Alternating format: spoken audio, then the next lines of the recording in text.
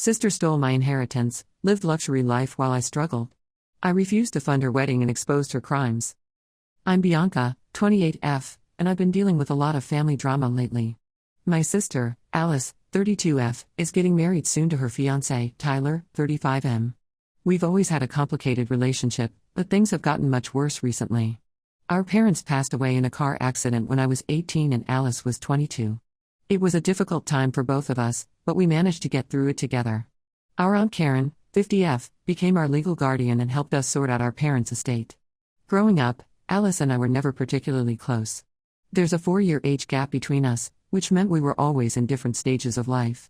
Alice was the outgoing, popular one in high school, while I was more introverted and focused on my studies. Our parents often compared us, which created an underlying tension in our relationship. When our parents died, Alice had just graduated college and was starting her first job. I was about to start my freshman year of college. The timing of their death meant that Alice had to step up and help me navigate the college application process and move into my dorm. While I appreciated her help, it also made me feel like a burden to her. At the time of our parents' death, I was told that most of their assets had been used to pay off debts and cover funeral expenses. Alice and I each received a small amount of money, which we used for our education. I worked part-time jobs throughout college to support myself, often juggling multiple jobs while trying to maintain my grades. It was a stressful time, and I often felt overwhelmed and alone. Alice, on the other hand, seemed to have an easier time financially. She had a good job and was able to buy a small house just a few years after our parents passed. I always assumed she was just better at managing her money than I was, and I tried not to feel resentful about it. After college, I struggled to find a job in my field. I moved back in with Aunt Karen for a while, which was difficult for both of us. Karen had never had children of her own and wasn't used to having a young adult in her house. We had frequent disagreements about household rules and my job search. During this time, Alice was advancing in her career and seemed to have everything together. Eventually, I found a job and moved out on my own. It wasn't my dream job, but it paid the bills. I've been working hard and saving money, with the goal of buying a house someday. It's been a slow process, but I'm proud of what I've accomplished on my own. Now, fast forward to the present. Alice and Tyler have been together for 3 years and are planning their dream wedding. It's going to be an extravagant affair, destination wedding in Hawaii, hundreds of guests, designer dress, the works. They've been asking family members to contribute, including me. When Alice first approached me about helping with the wedding costs, I was taken aback. She knows I'm not in the same financial position as her, and I thought it was inconsiderate to even ask. I politely declined, explaining that I'm saving up to buy a house and can't afford to contribute to her wedding. This led to a huge argument. Alice accused me of being selfish and unsupportive. She brought up all the times she had helped me in the past, especially after our parents died. She said that as her sister, I should be willing to make sacrifices to support her on her big day. During this heated argument, Alice let something slip that shocked me. She mentioned using her share of our parents' inheritance to pay for her first house. This was news to me, as I had no idea there was any significant inheritance left after the initial distribution we received for our education. Confused and angry, I confronted our Aunt Karen about this. At first, she tried to brush it off, saying I must have misunderstood Alice. But when I pressed her, she reluctantly admitted the truth. There had been a substantial inheritance, around $500,000, that was supposed to be split equally between Alice and me. Karen explained that Alice had convinced her to give her my share as well, claiming that I was too young and irresponsible to handle that much money at 18. Alice had argued that she could invest the money wisely and help me out later when I needed it. Karen, overwhelmed with suddenly becoming guardian to 2 young adults and dealing with her own grief over losing her sister, our mom, had agreed to Alice's plan. I was furious. Not only had my sister taken money that was rightfully mine, but she and my aunt had lied to me about it for years. All those times I had struggled financially during college and after graduation, there had been money set aside for me that I knew nothing about. When I confronted Alice about this, her reaction was not what I expected. Instead of apologizing or showing remorse, she tried to justify her actions. She said she needed the money more at the time because she was starting her career and wanted to buy a house. She claimed that she had always planned to pay me back someday and that I should be grateful for how she had managed the money. I couldn't believe what I was hearing. I asked her about all the times I had struggled financially, when I was working multiple jobs in college, when I had to move back in with Aunt Karen because I couldn't afford rent, when I had to take a job I didn't like just to make ends meet. Alice brushed these off, saying that struggling builds character and that I'm better off for having gone through those experiences. Now Alice is pressuring me to help with her wedding expenses, saying it's the least I can do since she looked out for me by managing my inheritance. She's trying to frame it as if she did me a favor by taking my money. I refused and told her I want my share of the inheritance back, with interest. She laughed it off and said the money was long gone, spent on her house, car, and various investments. I'm seriously considering taking legal action against both Alice and Aunt Karen. I feel betrayed and angry that they would keep this from me for so long. All those years of financial stress and struggle could have been avoided if I had access to the money that was rightfully mine. Alice insists that she did nothing wrong and that I'm overreacting. She says I should be grateful for all she's done for me over the years, conveniently forgetting that much of what she did for me was with my own money. She's trying to make me feel guilty by saying that if I pursue this, I'll be ruining her wedding and our relationship. Our extended family is split on the issue. Some think I should let it go for the sake of family harmony, saying that Alice did help me out over the years and that the money is gone now anyway. Others are appalled at Alice's actions and support my decision to pursue legal action. A few have even offered to testify about things Alice has said over the years that now make sense in light of this revelation. Aunt Karen is begging me not to take legal action, saying she was just trying to do what she thought was best at the time. She's offered to try to make things right, but I'm not sure I can trust her anymore. I don't want to ruin my relationship with my sister, but I also feel like I can't just ignore this betrayal. The money would have made a huge difference in my life, especially when I was struggling to pay for college and get started in my career. I could have avoided so much stress and hardship if I had known about and had access to my inheritance. On the other hand, I know that taking legal action will likely mean the end of my relationship with Alice and possibly other family members. It's a hard decision to make, and I'm torn about what to do. Am I the asshole for refusing to help with Alice's wedding and considering legal action to recover my inheritance? Update 1. Thank you all for your support and advice on my original post. A lot has happened in the past few weeks, and I wanted to give you an update on the situation. After careful consideration and consultation with a lawyer, I decided to pursue legal action against Alice and Aunt Karen. I sent them both formal letters demanding the return of my share of the inheritance, plus interest. Their responses were not what I expected. Aunt Karen broke down and admitted everything. She sent me a long email explaining that Alice had manipulated her into giving up my share of the inheritance. Apparently, Alice had told Karen that I was involved with drugs and that giving me the money would only fuel my addiction. Of course, this was a complete lie. I've never touched drugs in my life. Karen's email went into detail about the months following our parents' death. She described how overwhelmed she felt, suddenly responsible for 2 grieving young adults while dealing with her own loss. Alice, being older and seemingly more mature, had stepped up to help with a lot of the practical matters. This led Karen to trust Alice's judgment more than she should have. Karen expressed deep remorse for her actions and offered to repay a portion of the money from her own savings. She also provided me with documents that proved the existence of the inheritance and how it was distributed. These documents will be crucial for my case against Alice. Alice's response, on the other hand, was aggressive and unapologetic. She sent me a long, angry email accusing me of being ungrateful and selfish. She listed all the things she had done for me over the years, conveniently ignoring the fact that much of it was done with my own money. She threatened to cut me out of her life completely if I pursued legal action. Not content with just attacking me directly, Alice also started spreading rumors among our family and friends. She told people that I was trying to ruin her wedding out of jealousy, that I had always been resentful of her success, and that I was making up lies about the inheritance to extort money from her. Some family members believed her and have been sending me nasty messages. The most surprising development came from an unexpected source, Tyler, Alice's fiancé. He reached out to me privately, saying he had no idea about the inheritance situation. He was shocked by Alice's behavior and said he needed time to reconsider their relationship. Tyler and I met for coffee, and he revealed some disturbing information.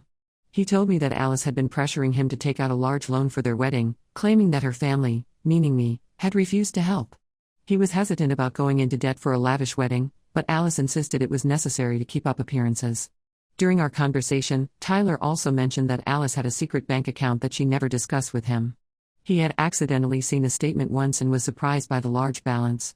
Now he suspects that this might be where my inheritance ended up. Tyler shared that he and Alice had been having problems for a while, mostly related to money. He said Alice always insisted on living beyond their means, buying expensive clothes and taking luxurious vacations. He had attributed it to her having a well-paying job, but now he was starting to question everything. This information has added a new layer to the legal proceedings. My lawyer is now looking into the possibility of freezing Alice's assets to prevent her from hiding or spending any remaining money from my inheritance. We're also considering subpoenaing her bank records to trace where the money went. The family is in chaos. Some relatives are furious with Alice and have offered to testify on my behalf if the case goes to court. They've shared stories of Alice bragging about her financial success over the years, which now seem suspect in light of the inheritance revelation. Other family members are still defending Alice, saying that family should always come first and that money shouldn't come between sisters. They've been pressuring me to drop the legal action, saying I'm tearing the family apart. It's been difficult dealing with their accusations and guilt-tripping. Alice's wedding plans are now in jeopardy. Several family members have withdrawn their financial support after learning about the inheritance situation. The venue Alice had booked is threatening to cancel their reservation if they don't receive the next payment soon. Tyler is reconsidering the entire relationship, and there are rumors that he might call off the engagement. He's been asking Alice difficult questions about their finances, which has led to several big arguments between them. I'm feeling a mix of emotions, vindicated that the truth is finally coming out, but also sad that it's come to this. I never wanted to destroy my relationship with my sister, but her actions and continued lack of remorse have left me no choice. The stress of the situation has been affecting my work and personal life. I've had trouble sleeping and concentrating at work. My friends have been supportive, but I can tell they're getting tired of hearing about the family drama. I've started seeing a therapist to help me cope with everything. My lawyer is optimistic about the case, especially with Aunt Karen's confession and the documents she provided. We're prepared for a long legal battle, but I'm determined to see this through and reclaim what's rightfully mine. We filed the official lawsuit, and now we're in the discovery phase. My lawyer has requested all of Alice's financial records from the past 10 years. Alice's lawyer is fighting this, claiming it's an invasion of privacy, but we're hopeful the judge will rule in our favor. As for Alice's wedding, I've made it clear that I won't be attending, regardless of whether it actually happens. Too much has happened, and I can't pretend to celebrate her happiness while this betrayal hangs between us. Some family members have sided with me and also declined their invitations, while others are still planning to attend. I'll keep you updated if the legal proceedings move forward. Thank you again for all your support during this difficult time. Update 2: I apologize for the delay in updating you all. The past 2 months have been a whirlwind of legal proceedings, family drama, and unexpected revelations. Here's what's happened since my last update. The legal case against Alice is progressing, but it's become more complicated than we initially thought. My lawyer discovered that Alice had been moving money between multiple accounts, making it difficult to trace the full amount of my inheritance. We've had to bring in a forensic accountant to untangle the financial web she's created. The forensic accountant's preliminary findings are shocking. It appears that Alice has been living well beyond her means for years. She's been taking luxurious vacations, buying designer clothes, and even has a secret apartment in the city that Tyler knew nothing about. All of this was funded with my inheritance money. Aunt Karen has been cooperating fully with my legal team. She's provided all the documentation she has and has agreed to testify against Alice if necessary. Her testimony and the documents she's provided have been crucial in building our case. Karen has also started therapy to deal with her guilt and the stress of the situation. The biggest shock came when we finally got access to Alice's financial records through a court order. It turns out that not only did she take my inheritance, but she also embezzled money from her workplace over the past few years. The total amount she's taken, from me and her employer, is well over $1 million. This discovery led to Alice losing her job and facing potential criminal charges. Her former employer has pressed charges, and now Alice is dealing with both my civil suit and a criminal case.